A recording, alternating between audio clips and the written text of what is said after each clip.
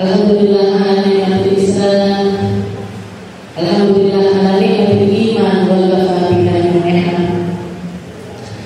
Alhamdulillah segala puji bagi Allah Subhanahu wa taala yang memberi kita nikmat Islam, memberi kita nikmat iman, memberi kita nikmat perkumpulan yang baik, memberi kita nikmat teman-teman yang baik, memberi kita nikmat keluarga yang baik, memberi kita nikmat orang tua yang baik, memberi kita nikmat tempat-tempat yang indah, sehingga kita mampu melaksanakan apapun yang menjadi keinginan kita dari syariatnya Nabi kita Nabi Muhammad Sallallahu Alaihi Wasallam. Allah yang menganugerahkan kepada kita sehat, yang menganugerahkan kepada kita sempat, yang menganugerahkan kepada kita kesadaran untuk melangkahkan kaki di tempat-tempat semacam ini, tempat yang dijanjikan oleh Allah Subhanahu wa taala, wa anzalallahu alaihi sakinah, tempat diturunkannya sakinahnya Allah, tempat diturunkannya ketenangan dari Allah, tempat di mana Allah Subhanahu wa taala meliputi kita dengan segala kebaikan.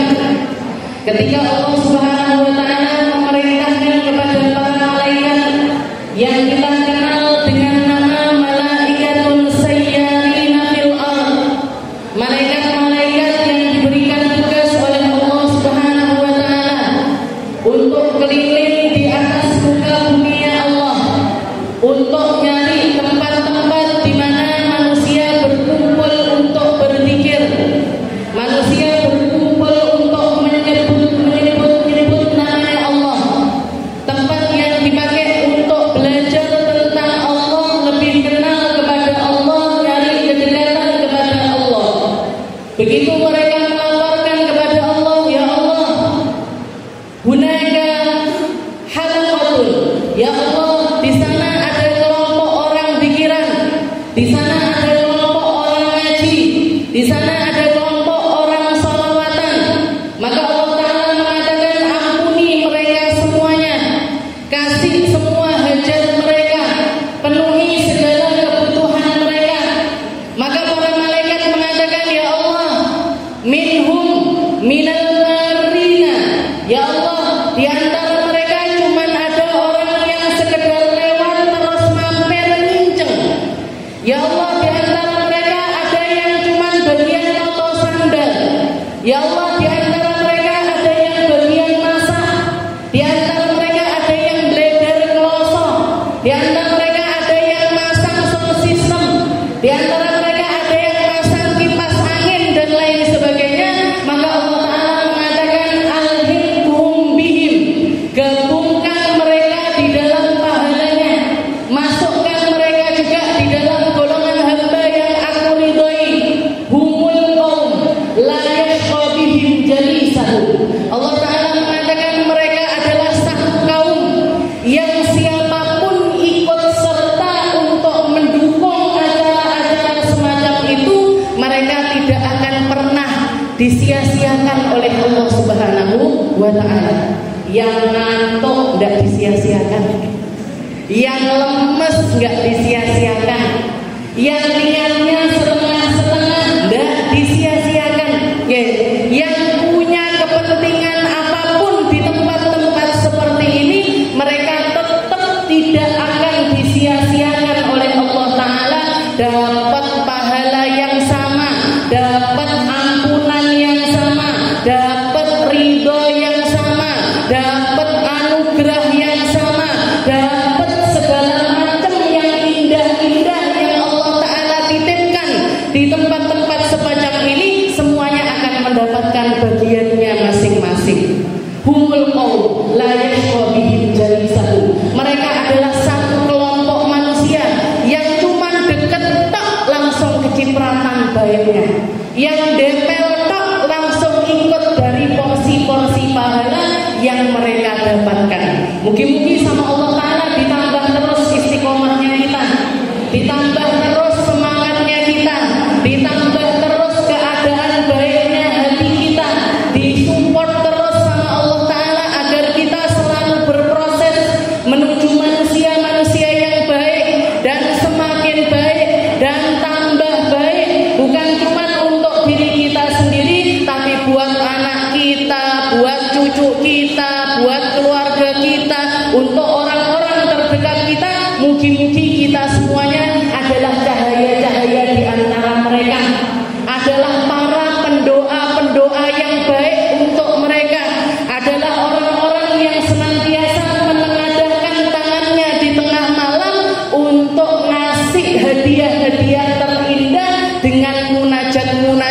indah dari lisan-lisan kita.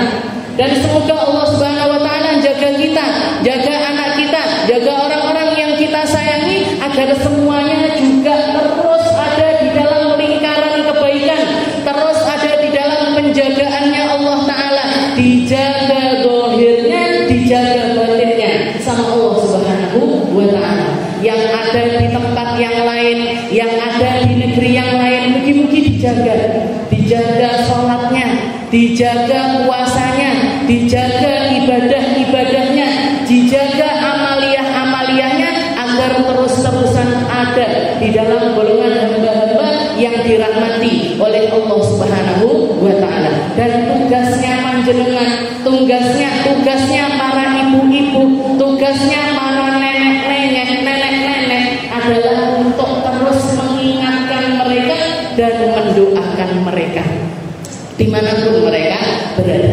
Kita lanjutkan pembahasan kita di dalam surat An-Nur.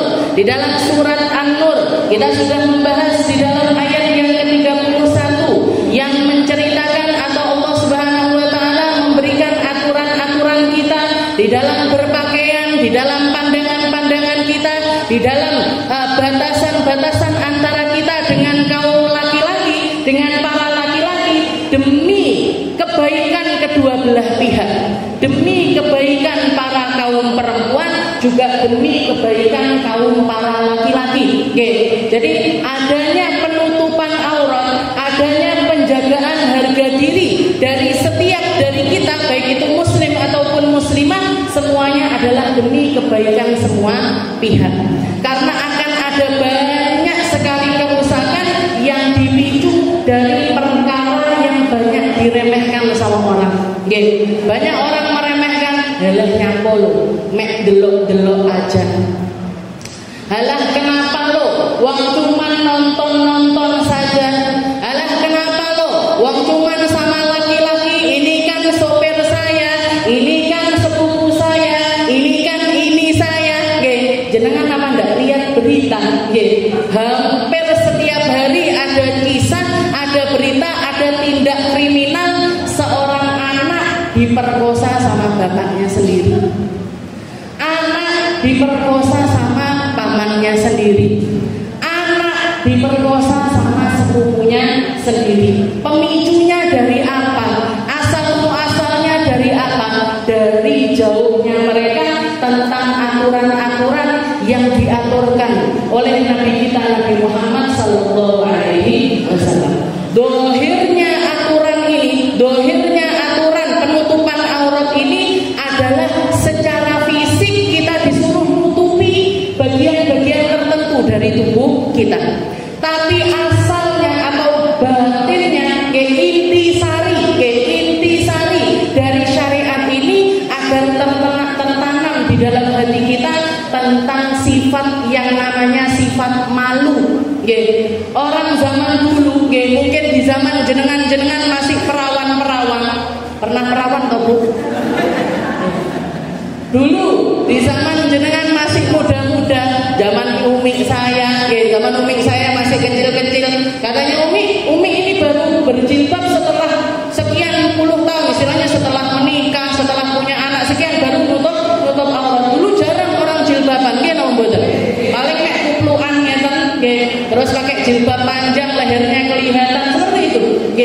Memang orang-orang dulu itu jilbabannya nggak serapi orang sekarang, tapi rasa malunya jauh lebih besar ketimbang orang-orang zaman sekarang. Rasa malunya lebih besar dibandingkan orang-orang sekarang. Rasa ghirahnya para laki-laki di dalam menjaga putri-putrinya ataupun istrinya itu masih jauh lebih cemburu orang-orang dulu ketimbang orang sekarang. Orang dulu kakek saya punya anak perempuan 3. Ini anak-anaknya ini mau nyebrang, bukan sampai nyebrang, mau beli jajan ke belokan rumah, itu ada bodyguardnya. Bodyguardnya adik-adik yang laki-laki. Harus diantar. Usia SD kelas 5, kelas 6, SMP itu harus diantar. SMA pun juga harus diantar. Baru setelah menikah yang ngantar suami-suaminya sendiri. Lakukan sekarang. yang terno ngaji halah ngegrep. Halah ngegrep. Kalau motor sekian harganya, kalau mobil sekian harganya. Terus motoran. Palukan sama Pak Grab boleh ya? Sudah pokok. Nggih, napa mboten orang sekarang. Nggih, saya soalnya sering melihat. Nggih, sering melihat. Jadi Pak Grab nggih yang dempel mesra di belakangnya ini mbok bojone bentuk bojo. Jadi giro niku napa rasa cemburu, rasa khawatir, nggih rasa khawatir. Bapak-bapak zaman dulu, para laki-laki zaman dulu sama zaman sekarang ini sudah jauh sekali berbeda. Jauh sekali berbeda. Perempuan biasa mau ke sana sendiri, belonjore dhewe ke sini sendiri, nggih, terno anakmu sekolah, jemput anakmu sekolah, belonjo sayur, belonjo semuanya perempuan. Nggih, semuanya perempuan. Nggih, bapak-bapak ini ngopi ngerokok. Jadi rasa cemburu, rasa untuk mengayomi, rasa untuk menjaga itu luar biasa pergeserannya. Hanya dalam kurun waktu 7 sampai 10 tahun aja sudah seperti ini. Padahal Nabi Muhammad SAW mengatakan innad din, sesungguhnya innal iman, sesungguhnya iman itu cabangnya macam-macam. Nggih, cabangnya macam-macam. A'laha kalimat la ilaha illallah wa adnaha imatatul adza 'anil thariq. Katanya Nabi Muhammad yang paling tinggi adalah ketika kita mengucapkan kalimat la ilaha illallah, minimalnya adalah imatatul adza 'anil thariq. Naruh kalau ada sesuatu yang membahayakan di tengah jalan, kita pinggirkan. Setelah itu Nabi Muhammad mengatakan wal haya'u minal iman, dan rasa malu itu bagian dari iman. Jadi kalau kita nggak punya rasa malu, berarti imannya awake dhewe kelong. Dan yang namanya malu, kayak namanya malu, ini malu yang benar. Di dalam bahasa Arab itu ada malu. Kalau Indonesia malu itu cuma satu kata, malu gitu toh. Kalau bahasa Arab ada yang namanya haya, ada yang namanya khajal. Haya ini malu, khajal ini juga malu. Perbedaannya apa? Perbedaannya apa? Kalau haya, kalau malu yang dibenarkan oleh syariat itu adalah rasa malu yang efeknya itu kebaikan. Jadi rasa malu yang mencegah kita untuk melakukan keburukan, rasa malu yang membuat kita ini malu untuk melakukannya karena Allah. Nah, ini malu yang dibenarkan oleh syariat. Tapi kalau khajal ini malu yang bukan pada tempatnya. Malu yang bukan pada tempatnya itu gimana? Isin aku melok pengajian, isin malu aku mau gabung di majelis pengajian, wong aku durung jilbaban. Malu saya untuk kumpul-kumpul sholawatan, wong aku masih orang yang kayak gini. Malu saya mau nanya tentang masalah ini, masalah seperti ini, seperti malu. Akhirnya apa yang terjadi? Akhirnya nggak pernah tahu, karena dia malu bertanya. Akhirnya apa? Tersesat di jalan. Ini kalau di dalam pepatahnya bahasa Indonesia nggak, malu bertanya, sesat di jalan. Nah, ini malu yang nggak bener ini nih, khajal. Yang namanya khajal. Makanya Sayyidah Aisyah pernah mengatakan, ni'man nisa'ul ansar la yamna'uhumul haya ayyas'al min amriddin. Katanya Sayyidah Aisyah, paling baiknya perempuan adalah perempuan Ansar, perempuan dari Madinah, perempuan yang tinggal di negeri Madinah. Kenapa kok paling baiknya adalah orang-orang Ansar? Katanya Sayyidah Aisyah, rasa malunya mereka tidak mencegah mereka untuk ngerti tentang agamanya Allah, untuk nyari tahu tentang perkara agama, untuk nanya langsung kepada Nabi Muhammad SAW. Ini perempuan-perempuan Ansar. Datang satu orang perempuan nanya sama Nabi, ya Rasul, caranya mandi suci itu gimana? Nanya sama Rasulullah SAW. Perempuan nih, nanya, ya Rasul, caranya mandi suci itu pripun? Maka diterangkan sama Nabi, basuh dulu bagian kepalamu pakai air. Kalau rambutmu kuncitan, dilepas dulu kuncitannya. Habis itu diratakan bagian kepala sampai wajah sampai setelah itu basuh bagian kanan depanmu, setelah itu bagian kiri depanmu, setelah itu kanan belakangmu, setelah itu kiri belakangmu, setelah itu ambil kapas, taruh di atasnya itu wewangian, masukkan atau tempelkan di tempat itu. Tempelkan di tempat itu. Katanya Nabi seperti itu. Katanya perempuan tersebut ditempel di mana ya Rasul? Di situ. Di mana ya Rasul? Katanya Sayyidah Aisyah, sampai mukanya Nabi ini merah. Nggih, sik panggah tekok, di mana ya Rasul? Nggih. Akhirnya Rasulullah manggil Sayyidah Aisyah, dibisiki, diajak masuk ke rumah, setelah itu dibisiki, terangkan wahai Aisyah, ditaruh di mana? Maka Sayyidah Aisyah yang maju nerangkan, kapas ini taruh di atasnya uangnya, tempelkan di bibir kemaluanmu. Itu sampai seperti itu para perempuan-perempuan Ansar ini nanya kepada Rasulullah SAW. Dan gak jarang perempuan-perempuan ini datang, maaf bawa celana dalamnya mereka. Datangi Sayyidah Aisyah, wahai Aisyah, kalau yang keluar kayak gini ini apa sudah boleh mandi? Oke. Kalau keluarnya kayak gini warnanya apa boleh mandi? Katanya Sayyidah Aisyah, la ta'jilna hatta tarinal qussatal bayda. Jangan buru-buru, tunggu sampai warnanya putih bersih. Oke, itu enggak satu, enggak dua. Perempuan Ansar ada di antara jenengan yang datang ke rumah sama bawa celana dalam. Saya ini boleh apa enggak? Oke, ini sudah boleh mandi apa belum ini? Oke, ini sudah boleh mandi sini apa belum? Enggak ada. Oke, cuman sekali saya ada orang moto celana dalamnya. Saya itu cuma satu orang. Setelah saya berdakwah sekitar 10 tahun. Oke, jadi dan di foto, oke, ini masih ada di memori saya. Oke, di foto saya kayak gini sudah boleh mandi apa belum? Belum, Bu. Tunggu dulu sampai putih, sampai bersih. Oke, sampai bersih tidak ada apa-apa atau keluarnya warnanya putih bersih, baru silahkan mandi suci. Kenapa kok sampai seperti itu? Karena kalau jenengan salah menentukan waktu suci, jenengan mandi padahal sebenarnya masih dihukumi haid, mandinya enggak sah, wudunya enggak sah. Kalau sudah mandinya wudunya enggak sah, sholatnya enggak sah. Nggih, sholatnya mboten sah. Niku jenengan mandi apa istilahnya sholat berhari-hari sampai datang haid berikutnya padahal semuanya wudunya enggak sah karena mandinya enggak sah, sholatnya kabeh mboten sah. Nggih, jadi penentuan waktu suci itu sangat penting.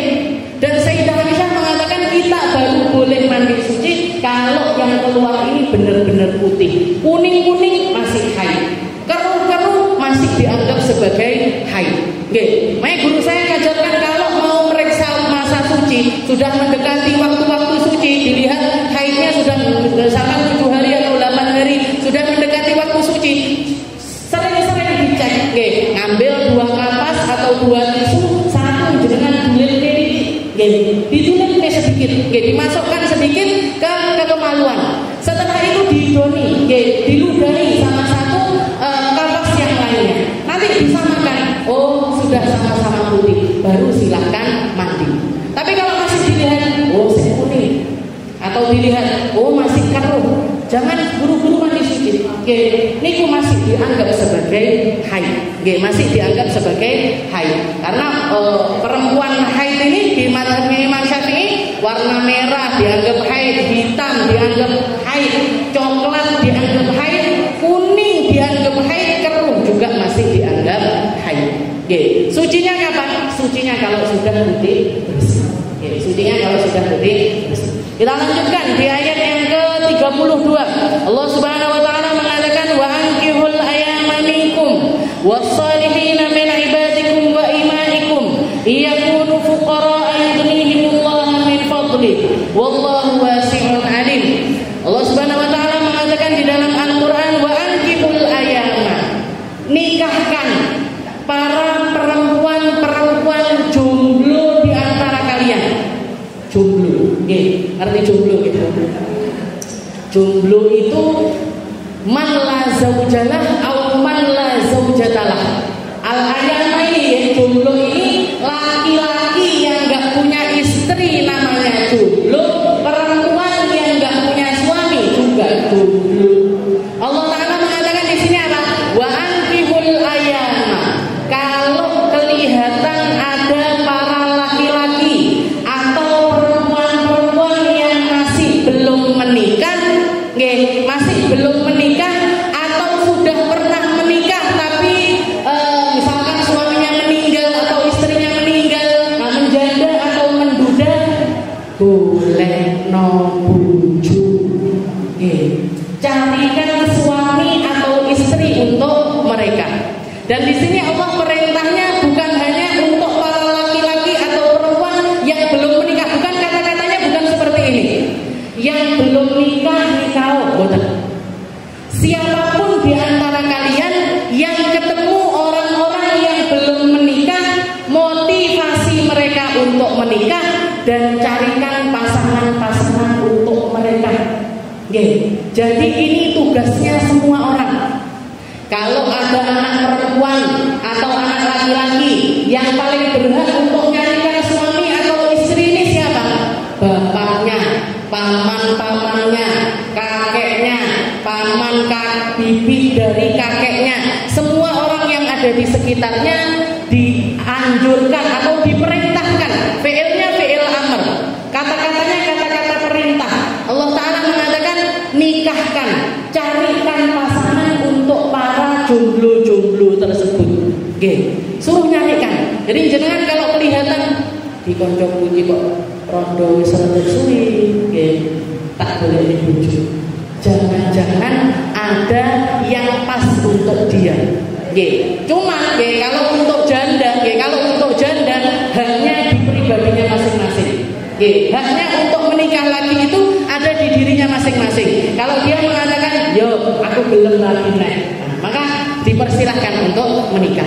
Tapi kalau dia mengatakan saya nggak mau nikah lagi, sudah cukup pernikahan saya ini sudah lebih dari cukup, saya tak ngopeni anak-anak aja. Ada kemuliaan lain di situ, ada kemuliaan lainnya lagi di tempat-tempat tersebut. Karena bahkan Nabi Muhammad mengatakan ketika aku masuk ke dalam surga, begitu pintu surga aku buka, aku masuk ke dalamnya, tahu-tahu saya lihat di bagian kanan saya perempuan, di sebelah kiri saya perempuan. Ditanya sama Nabi, ibu-ibu, emak-emak ini dari mana? Kok mlebu surgane cepet banget? Kok masuk surganya itu cepet sekali? Ini kalian ini siapa? Maka mereka mengatakan, ya Rasul, kami adalah para perempuan-perempuan yang ditinggal wafat oleh suami kami dan kami memilih untuk tidak menikah lagi, fokus ngopeni anak-anak sampai mereka jadi anak-anak yang berguna, sampai mereka jadi anak-anak yang baik, sampai mereka bisa menjadi penerus-penerus sujud bagi bapaknya, bagi orang tuanya, bagi orang-orang yang bagi orang-orang sebelum mereka. Maka masuk surganya itu secepat itu. Jadi kalau para janda, istilahnya orang yang sudah pernah menikah, hak nikahnya itu di dirinya masing-masing. Tapi kalau masih perawan-perawan, kalau masih belum pernah menikah, maka yang berhak untuk menikahkan mereka adalah orang tua atau kakeknya. Makanya orang tua, bapak sama kakek ini di dalam syariat namanya adalah wali mujbir. Wali mujbir itu apa? Wali yang istilahnya meskipun nggak pamit sama anaknya untuk menikahkan mereka, itu dianggap sah. Namanya wali mujbir. Itu cuma ayah sama kakek, nggak ada selainnya. Pak Le ataupun saudara nggak ada. Jadi boleh, misalkan punya anak umur 15 tahun. Sekarang orang menikah umur 19 tahun, umur 20 tahun, ujuk-ujuk bikin akad nikah untuk anaknya, nikahkan di KUA misalkan, nggak pakai pamit sama anaknya, nggak pakai pamit sama anaknya. Ini pernikahannya dianggap pernikahan yang sah. Walaupun istilahnya sunnahnya di dalam syariat tetap dipamiti, karena bisa shock ini dari enak-enak ndak duwe tanggungan apa-apa, datang bapaknya, nah ini suamimu, silahkan masuk ke kamar yang sama, ladenono mangan, ladenono kelambine, jere anake orang dari mana, istilahnya. Jadi sunnahnya tetap dikasih tahu. Tapi kalaupun misalkan tidak pun, itu hukumnya adalah sah. Kenapa? Karena syariat menilai bahwa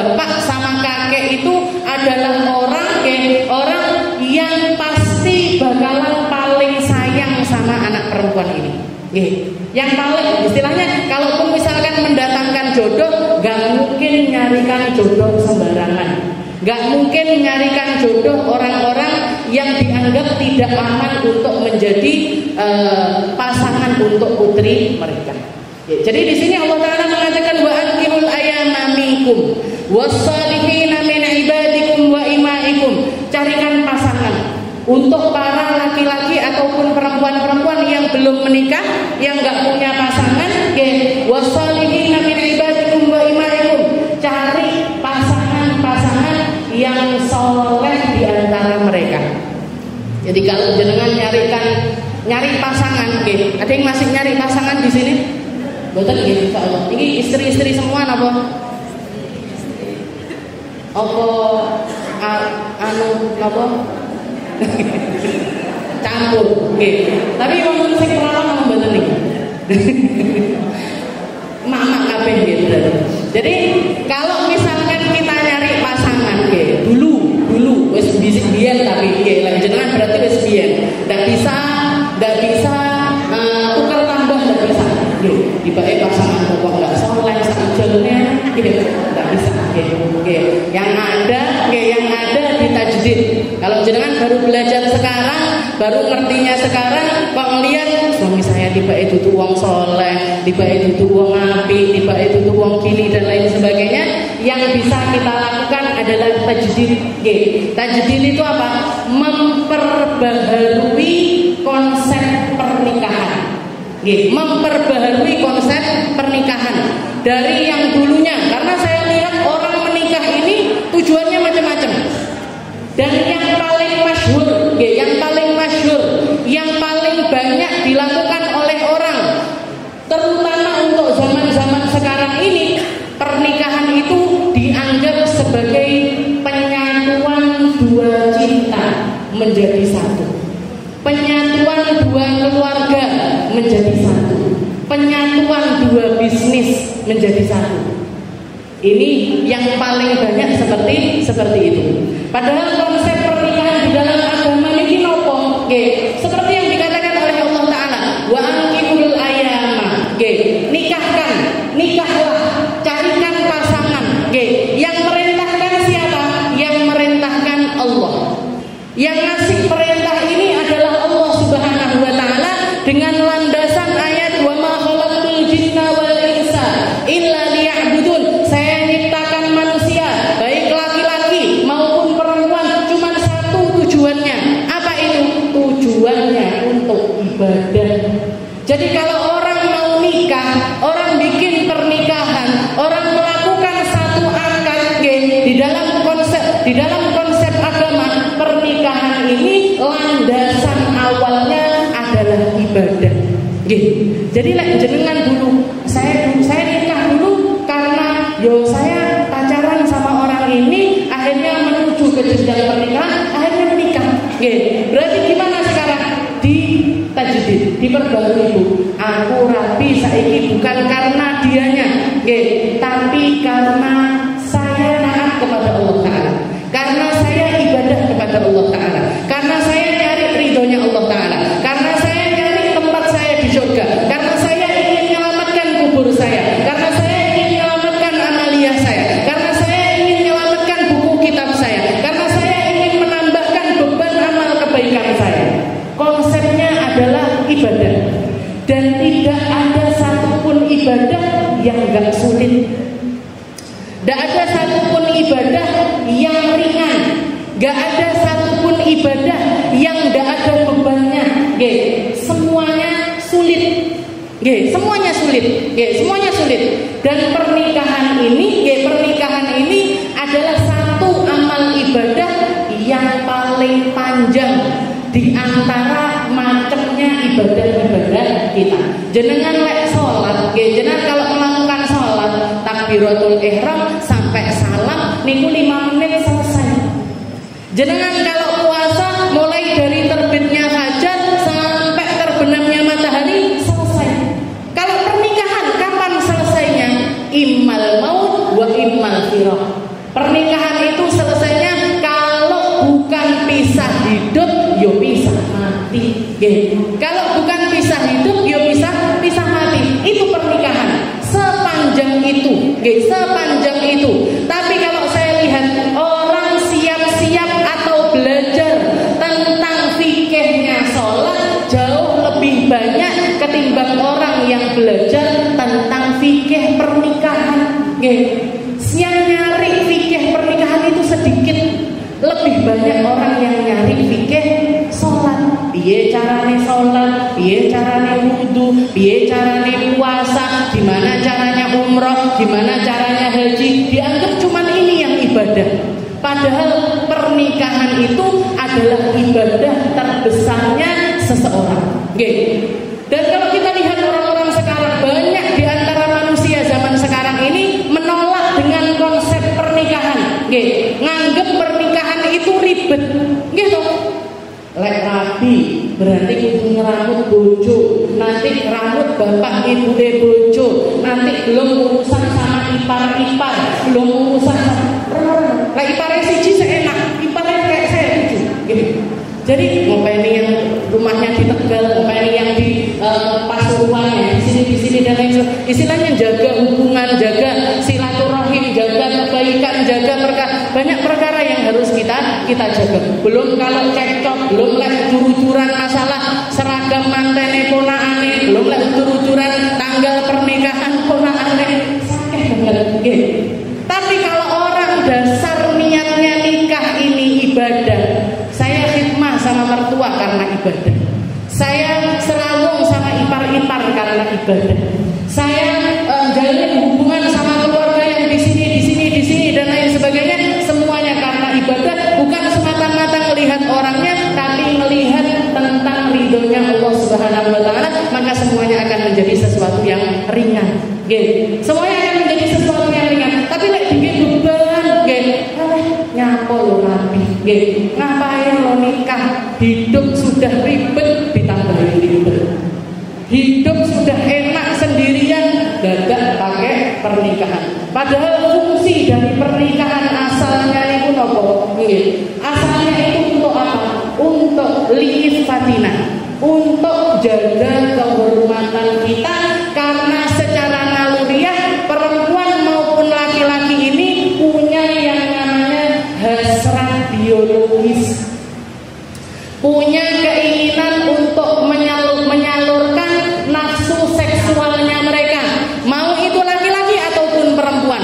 Maka Allah Ta'ala ngasih jalur, ngasih jalan, cara yang paling terhormat, cara yang paling indah, cara yang gak ada dosa di dalamnya, bahkan penuh dengan ridho dari Allah Subhanahu wa Ta'ala. Penuh dengan ridho. Allah Ta'ala ridho, para malaikat ikut ridho, orang-orang sekitar juga ikut ridho. Kalau punya anak semua orang gembira, kalau punya keturunan semua orang ikut menyambut, kalau punya anak semua orang ikut bergembira atas hal tersebut. Tapi kalau orang-orang yang memilih menyalurkannya dengan cara yang enggak benar, dengan cara yang salah, yang jenengan sering kali dengar, ada anak SMP lahiran, anaknya dibuat ning gone resep, lahiran di toiletnya sekolah, lahiran setelah itu anaknya dibuang, bahkan enggak jarang dipotong-potong anaknya, disebar-sebar jenazahnya. Nauzubillah min dzalik. Ini loh efeknya. Ini loh efek dari hasratmu, nafsu ini tadi, nafsu biologis ini. Kalau kecil di tempatnya, maka ini di tempat yang benar. Tapi kalau sudah besar, apalagi kalau keluar dari jalurnya, yang didapat adalah murka serta azab dari Allah Subhanahu wa Ta'ala. Jangan pernah tumon ada orang nikah, istilahnya melakukan hubungan di luar nikah, setelah itu punya anak, keluarganya senang dengan kelahiran anak tersebut. Nggak enak kabeh, sedih, ibunya sedih, bapaknya, istilahnya bapak biologisnya sedih, keluarga dari dua orang ini ikut sedih. Iki kok anak iki gedene piye, iki kok anak iki lek ditekoki bapake sapa, iki anak iki, terus seperti itu. Itu kalau punya anak. Kalaupun nggak punya anak, orang-orang yang memilih untuk istilahnya melakukan hubungan tapi setelah itu dipakai kontrasepsi dan lain sebagainya, sehingga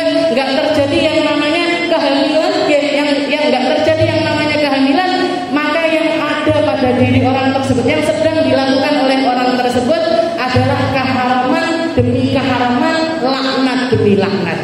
Allah Subhanahu wa taala mengatakan lewat lisannya Nabi Muhammad, la'anallahu nafiqu yadi. Allah taala melaknat seseorang yang menikah. Menikah dalam arti bukan pernikahan sebenarnya. Jadi Allah taala melaknat seseorang yang memilih untuk menyalurkan hasrat seksualnya dengan tangan-tangannya sendiri, yang kita kenal dengan nama onani ataupun juga masturbasi. Ini sudah jadi sesuatu yang lumrah di kalangan anak muda, di kalangan anak remaja, di kalangan orang-orang sekitar kita. Orang nikah, aku iso pakai ini sendiri, begini sendiri, begini sendiri. Jadi akhirnya apa yang terjadi? Kerusakan yang besar. Kerusakan yang besar, kerusakan di mana-mana. Dimulai dari keharaman kecil menjadi keharaman besar, menjadi kebiasaan, dari mulai kebiasaan kecil menjadi kebiasaan besar, dari kesalahan kecil menjadi kesalahan yang besar. Semuanya bermula dari hasrat yang tidak disalurkan dengan cara yang benar. Yang benar apa? Yang benar cuma satu jalannya, Bu. Nopo? Pernikahan. Jalannya cuma satu, yaitu pernikahan. Wa ankihul ayama minkum wassalihina min ibadikum wa imanikum. Setelah itu Allah Ta'ala ngasih pakem.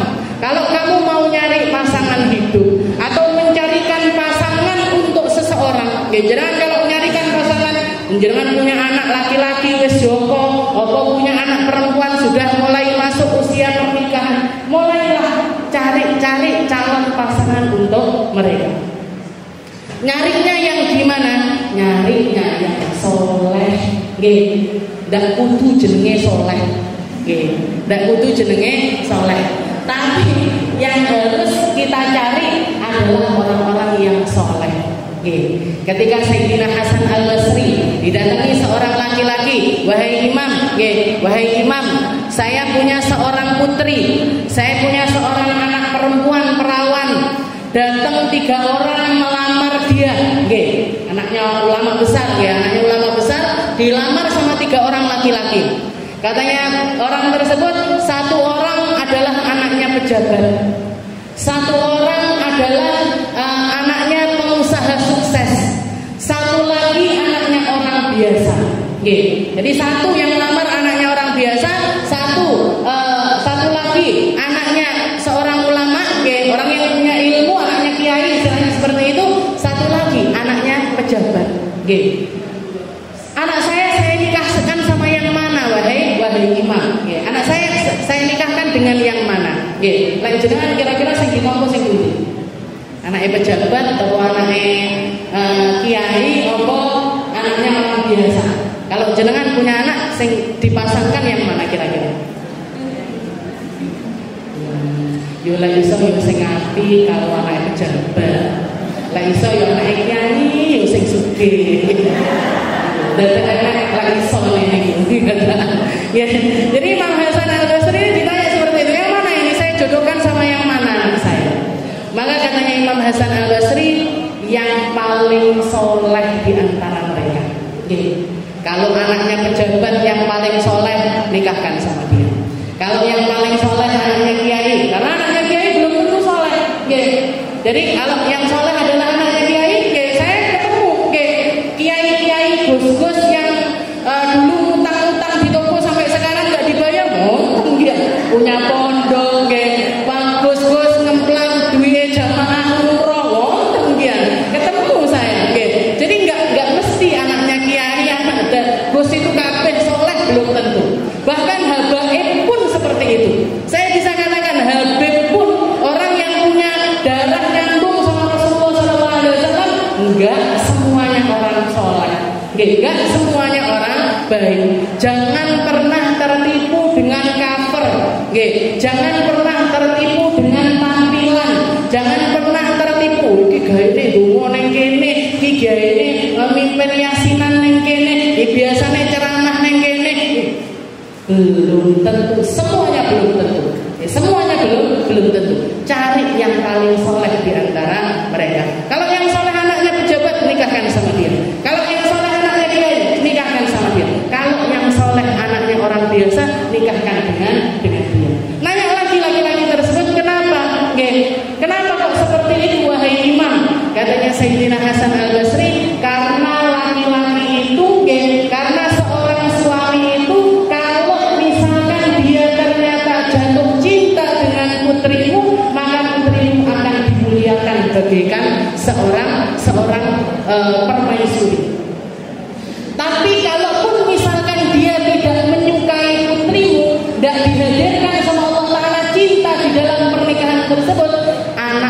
tidak akan pernah disakiti sama laki-laki tersebut. Orang kalau kenal agama, orang kalau ngerti agama, orang kalau kenal sama Allah Ta'ala, untuk nyakiti kucing pun dia nggak mampu. Apalagi nyakitin istrinya, apalagi nyakitin anak-anaknya, apalagi nyakitin mertuanya. Jadi kalaupun karena cinta ini nggak bisa kita memaksakan cinta itu nggak bisa. Gitu, niki murni karunia dari Allah Ta'ala. Jenengan kalau jatuh cinta sama suaminya dan dilanggengkan di dalam pernikahan sampai sekarang ada kecintaan di dalam pernikahan tersebut, itu nikmat yang tidak ada duanya. Kenapa? Karena landasannya cinta ditambah dengan ridhonya Allah Subhanahu wa Ta'ala. Tapi realitanya enggak semua rumah tangga cintanya langgeng sampai akhir. Gitu. Yang dulu awal-awal nikah jenengan mah gawe kopi, sok diudek nih, ditekeki lepek, dikasih anu, dikasih bagi, cingkire sing paling apik, sing paling resik, bilang dhisik, dicipit kurang anu legian. Nggih. Saiki mah kopi, udek kopi to ya. Kuwi lho, gulone nang kono sing nyewoki anakmu kuwi lho. Ini lho sik kisah-kisah lho. Iki sik saksik. Berarti napa niku? Nggih, luntur. Nggih. Jadi cinta, apa istilahnya rasa cinta itu nggih, rasa cinta itu istilahnya enggak selalu ada. Nggih, enggak selalu ada. Sama kayak ibadah, naik turun. Lah kalau kita di dalam pernikahan yang jadi pakem untuk melanggengkannya ini adalah cinta, terus piye? Kalau pas waktu naik gimana? Kalau pas lagi turun gimana? Apa kalau cinta itu sudah nggak ada, terus boleh gitu terjadi perpisahan? Terus aku sudah cinta nih ambek awakmu, aku tak boleh sing liya, apa namanya kita bercerai saja. Apa seperti itu pernikahan? Nggih, enggak seperti itu. Karena akadnya ini Allah Ta'ala mengatakannya nikah itu mitsaqan ghalidha, satu janji suci yang sangat mulia. Kenapa? Karena perjanjiannya bukan antara dua orang, bukan antara wali dengan sang calon suami, tapi antara mereka dengan Allah Subhanahu wa Ta'ala. Suaminya jenengan ketika mengatakan angkah tuka, istilahnya qabil tunikaha wa tazwijaha bil mahril madhkur, dengan disaksikan wali, disaksikan saksi, disaksikan semua orang yang diundang di tempat tersebut, ini janji suci yang melibatkan Allah Subhanahu wa Ta'ala. Janjinya bukan sama manusia, tapi sama Allah Ta'ala. Janjinya gimana? Ya Allah, perempuan yang dulunya ditanggung bapaknya sekarang saya tanggung. Perempuan yang dulu kebaikannya dia dididikkan oleh orang tuanya, sekarang saya yang akan mendidik dia. Nafkahnya dia yang dulu ditanggung sama bapaknya, sekarang ada di dalam tanggungan saya. Bahkan dosanya dia, kesalahannya dia yang dulu jadi tanggung jawab orang tuanya, sekarang ada di atas tanggung jawab saya.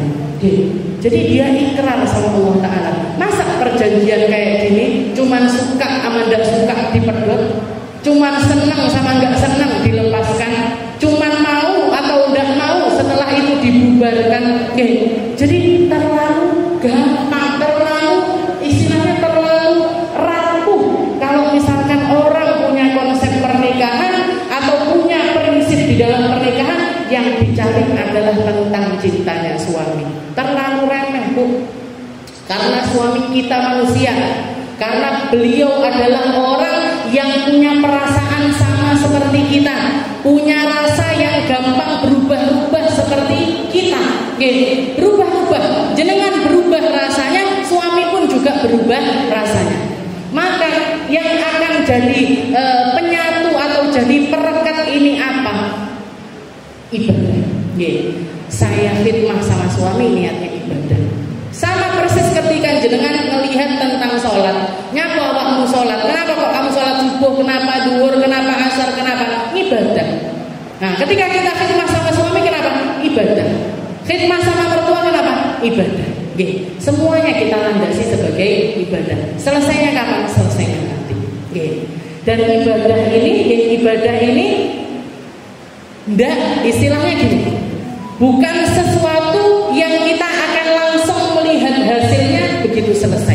Oke, kalau belum selesai nggak kelihatan hasilnya.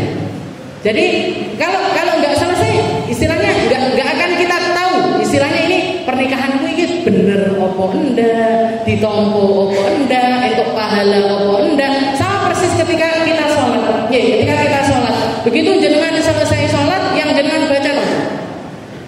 Rabbana taqabbal minna innaka antas samiul alim wa tub alaina innaka antat tawwabur rahim.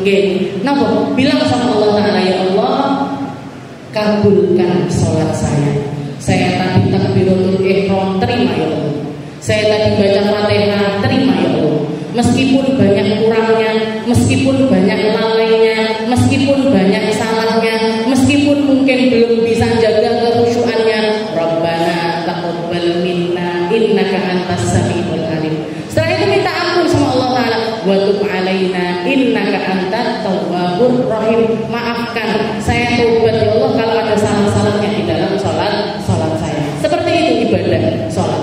Jenengan ketika puasa, begitu azan makan kurma, setelah itu yang dibaca apa? Allahumma lakasuktu wa bika amantu wa ala rizkika aftartu bi rahmatika ya arhamar rahimin. Ya Allah, saya puasa karenamu, saya buka karena rizki darimu, saya dimampukan puasa karena saya orang yang beriman kepadamu. Kita ibadah puasa ini ditutup dengan rasa-rasa yang semacam itu. Maka ketika kita melakukan khidmah apapun di dalam pernikahan, ikat dengan rasa-rasa yang semacam itu. Ya Allah, kula ndamel kopi karena iman kepadamu. Ya Allah, saya mijeti suami karena saya percaya dengan pahala darimu. Ya Allah, saya disuruh nyapu ngepel rumah karena ini adalah bentuk ibadah istri untuk suami. Nyari ridhonya siapa? Nyari ridhonya Allah Subhanahu wa Ta'ala. Pahalanya nanti ngelihatnya kapan? Nanti setelah kita mati. Dan ketika kita beribadah, ibadah itu selalu yang paling banyak usahanya akan paling banyak menuai pahala. Orang sholat 2 rakaat sama orang sholat 4 rakaat nggak bisa disamakan pahalanya. Akeh pundi? Sing 2 rakaat atau 4 rakaat? 4 rakaat. Jenengan baca sholawat 100 kali sama orang baca sholawat 1000 kali. Banyakan pahala, banyakan mana pahalanya? Yang 1000 rakaat. Makanya jenengan ketika berumah tangga, orang usah udur-uduran sopo sing paling khidmah. Panggah dikai pel-pelan, atau digawane kembang. Jenengan tidak dikai kembang, mau tidak dikai pel-pelan. Sudahlah saya gini, hari ibu udah ngekai hadiah, hari anniversary lali. Gini kok tuntutannya perempuan kan seperti gak pernah ingat, mulai langsung turun. Saya mau cerita ditinggal ngorok. Terus gak usah nuntut yang gitu-gitu.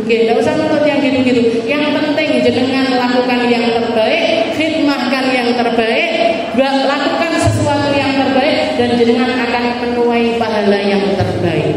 Yang ngasih pahalanya Allah, yang ngasih ganjarannya Allah, yang ngasih hadiahnya Allah, yang gak pernah lupa sama kita, yang gak pernah lalai tentang kita, yang gak pernah absen di dalam menunjukkan rahmatnya kepada kita.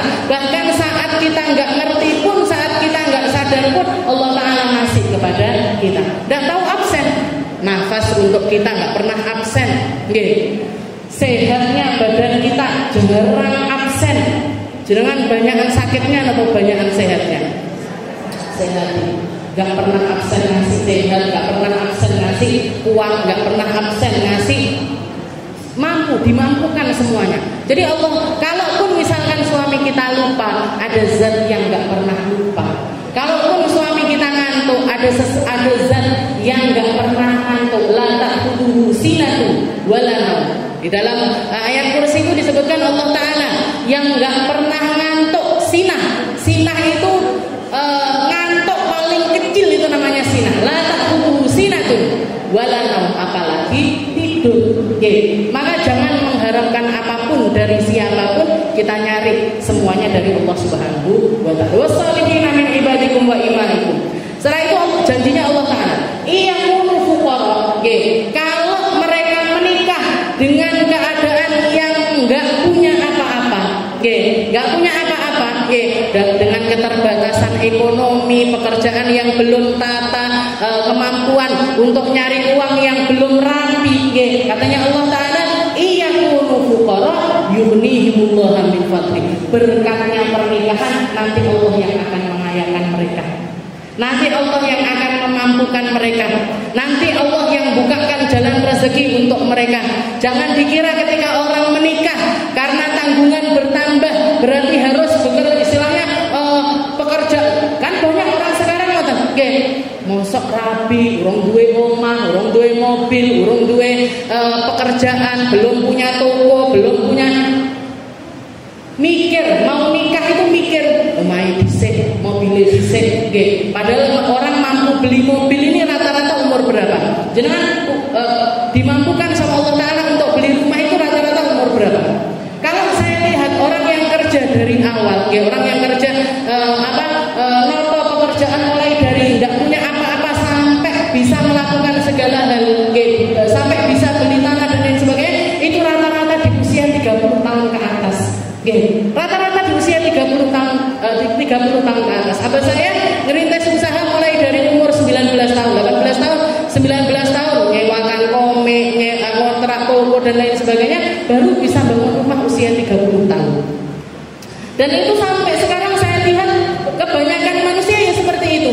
Kerja, nanti mulai bisa beli ini itu mulai usia 30, umur 40, itu baru masih bisa, baru bisa beli, bahkan sebagian baru bisa ngontrak. Nah terus kalau misalkan nikah ini diikat dengan harus punya rumah, diikat dengan harus punya rumah, ini lek dudu anak wong sugih, yo ndak duwe rumah mesti. Kalau bukan anaknya orang kaya, nggak punya rumah, belum punya rumah. Akhirnya mereka harus nikah umur berapa? 40 tahun, umur 50 tahun, ya istilahnya baru nikah umur 50 tahun, umur 60 tahun meninggal dunia, belum sempat mantu, belum sempat mantu sudah meninggal. Jadi istilahnya gampang kan? Iyakum, janjinya Allah Taala, iyakum fuqara yughnihimullahu min fadli. Berarti tidak usah kerja langsung rapi, mboten ngoten konsepnya. Usaha tetap harus, usaha tetap harus. Jadi kalau jenengan mau melihat seseorang, wah aku tak rapikne anakku karo wong iki, insyaallah nanti jadi orang kaya, insyaallah nanti jadi orang yang mampu. Yang dilihat pertama apa? Kalau perintahnya Allah Taala, sholihin, cari yang soleh. Setelah itu yang kedua apa? Karena orang kalau soleh, dibukakan rezeki lewat jalan-jalan yang nggak dikira-kira sama orang. Yang kedua kalau jenengan mau melihat secara logika, nopo sing penting kerja. Yang penting dia orang yang bekerja, bukan orang yang males-malesan, bukan orang yang kerjaannya main game terus, yang kerjaannya cuma ngabisin duitnya orang tua, bukan. Tapi mereka yang mau berusaha.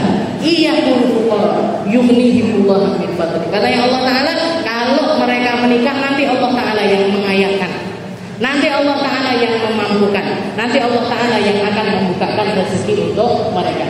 Yughnihimullahu min fadli.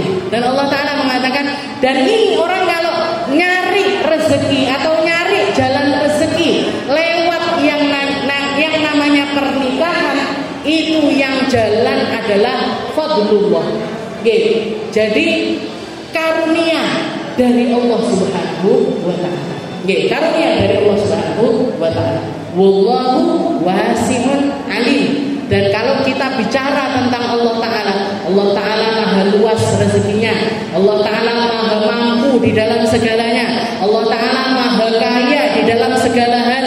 Di dalam segala hal kita minta sabar, mintanya sama Allah. Kita minta syukur, mintanya juga sama Allah. Kita minta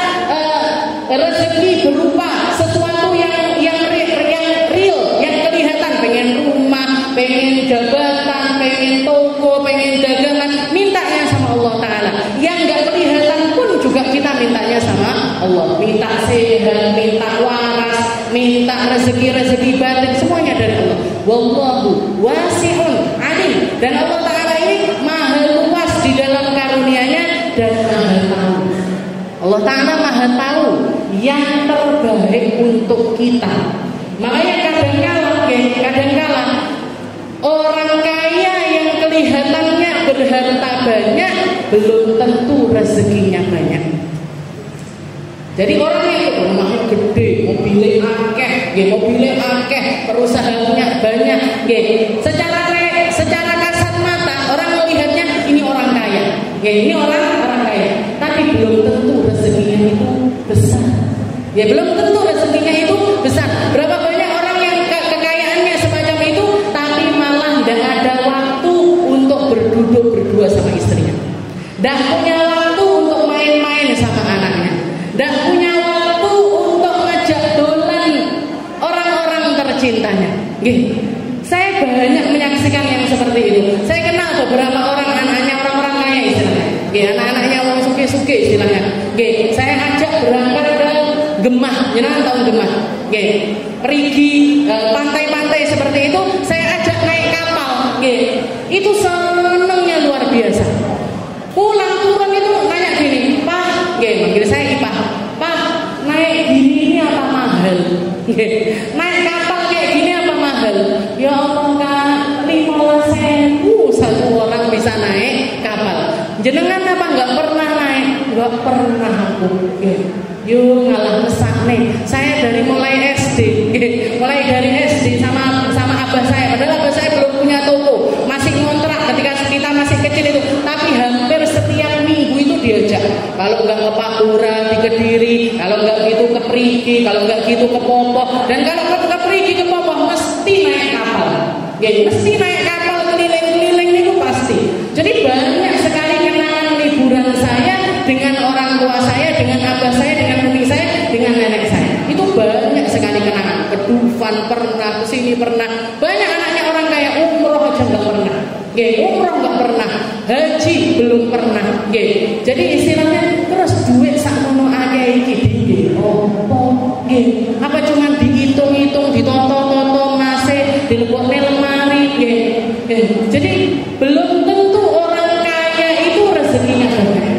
Belum tentu orang kaya itu punya kesempatan, punya pola pikir, punya rasa yang diluaskan sama Allah Subhanahu wa Ta'ala. Makanya yang kita minta sama Allah Ta'ala luasnya rezeki, bukan cuma dohir saja, tapi batin juga. Kuat, nyenengin anak itu nggak dianggap beban. Anak yang jenengan melek numpak dermolen, melek numpak ngaten-ngaten. Ya Allah, muga-muga enek duit. Muga-muga sempat, muga-muga bisa. Kenapa? Karena momen ini kalau nggak dilakukan ketika mereka kecil, dijak nanti gede jenengan tumpaknya dermolen umur 20, mas nggak seneng bisa. Gitu. Jadi momen itu ini dikasih sama Allah Ta'ala luas rezeki dohir luas, rezeki batin juga luas. Jangan kalau punya uang pakai untuk kenangan-kenangan yang indah, pakai untuk melakukan hal-hal yang bermanfaat, pakai untuk sesuatu yang bermanfaat. Dan memori indah itu rajut dengan indah. Rajut dengan indah itu yang nggak akan terlupakan. Itu yang nggak akan terlupakan. Apa saya? Ini bukan sombong atau saya pengen cerita. Saya ingin memotivasi jenengan. Apa saya ketika saya masih SMP, kakak saya umur 17 tahun, saya umur 16 tahun, adik saya lulus SD, masih lulus SD kelas 6 SD. Itu ditanya, kalau tak daftarkan haji mau semua apa enggak? Kalau saya daftarkan haji mau semua apa enggak? Kita semuanya bilang mau, mau. Diberangkatkan kita berenang.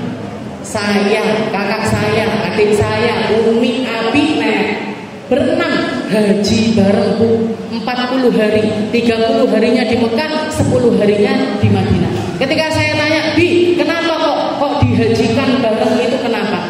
Katanya abah saya, belum tentu. Kakak saya umur 17 tahun, belum tentu nanti umur 19 atau 20 dia masih jadi anaknya barangkali sudah jadi istrinya orang, barangkali nanti sudah punya keluarga sendiri, haji sama orang tua dengan haji sama suaminya, momennya mesti berbeda, momennya mesti berbeda. Jadi saking pengennya bikin kenangan-kenangan indah dengan kita, sampai abah saya bikin yang seperti itu.